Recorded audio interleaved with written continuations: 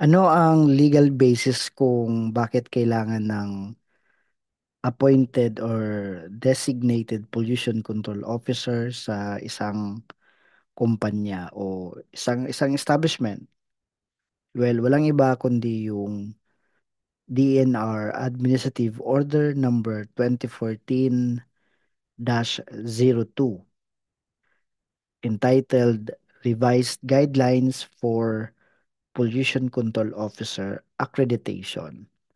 Sa loob ng department order na ito, especially doon sa Section 3, sinasabi sa Section 3 ng Department Order 2014-02 yung scope and coverage ng department order or nung policy sa mga establishment o sa mga kumpanya na kailangan ng pollution control officer.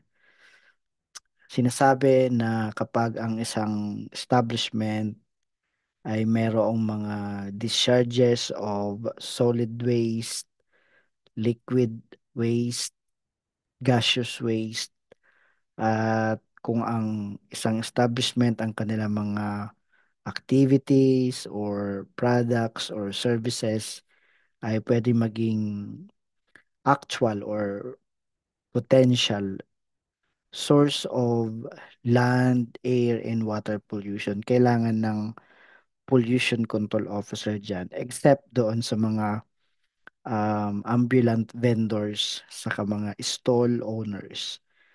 Sa Section 7 ng DAO 2014-02, lalong in-emphasize na dapat ang isang managing head ng establishment sa private man or sa government institution, kailangan mag-appoint, mag-designate ng isang PCO at dapat sa isang establishment lamang, hindi siya pwedeng i-appoint sa iba pang establishment. So, single rule, single establishment rule.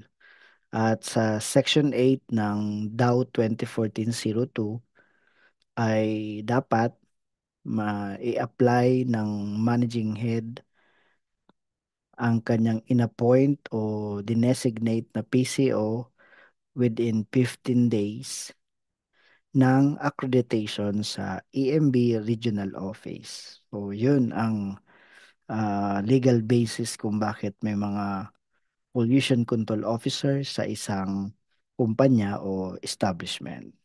Thank you everyone for listening. God bless us all.